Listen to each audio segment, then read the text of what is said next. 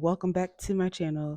I have a few questions on my last work from home vlog that I really want to answer. So I'm going to answer them. The first question was, I would love to have a work from home job. I can't seem to find one. How did you start? Okay, guys. So before I started working in tech, I was working in marketing, public relations, and marketing solely. So I was in office at a marketing agency reporting every day, Monday to Friday, sometimes 8 a.m. to 5 p.m. Okay. I have not always had this remote job where I'm at currently. So I will say it took me a whole year of preparation to even transition to get into this position. Early 2022 is when I started my whole transition process. So, tailoring my resume to fit more for remote tech jobs, and even just like practicing my interview skills to make myself more marketable to tech remote companies, remote tech companies specifically. I did that for about 4 months. Shout out to Kayla. I don't know if y'all know Kayla. She's like real big on Instagram, big on YouTube. I'm going to probably drop her information below. She really helped me pivot into the tech industry coming out of marketing. Big ups to Kayla. Love her. Okay, so um after that took me about 3 months or so. Then I just started applying like crazy to not only remote jobs but tech jobs also, guys.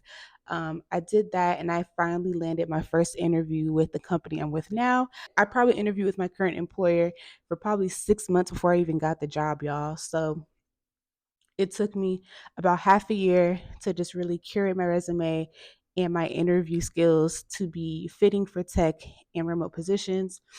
And then it took me almost another year, well, really half a year, to just get my interview skills down packed, and just to keep interviewing with these tech companies, these remote positions until I actually got the job. So the company I work with now, I've been working with them since January of 2023. It's been a year and a few months now since I've been with them. Love the company, love the client. Amazing work. So I will say it didn't happen for me overnight. I feel like though in today's like job climate, it may be a little bit easier to hop into some of these jobs a little bit quicker. But yep, that is how I did it. When it comes to applying for remote jobs and tech jobs, it's a few things. You need to recognize your characteristics and your traits and abilities within yourself. So you have to know yourself. Do you feel like you have the personality, the work ethic to have a remote job? With remote jobs, there's no one like micromanaging you in person, walking by your desk every 10 minutes, reminding you or telling you to do something. You kind of have to be self motivated in a sense. I am naturally self motivated. So for me, having a remote position, easy. Second, you want to use your transferable skills. Okay.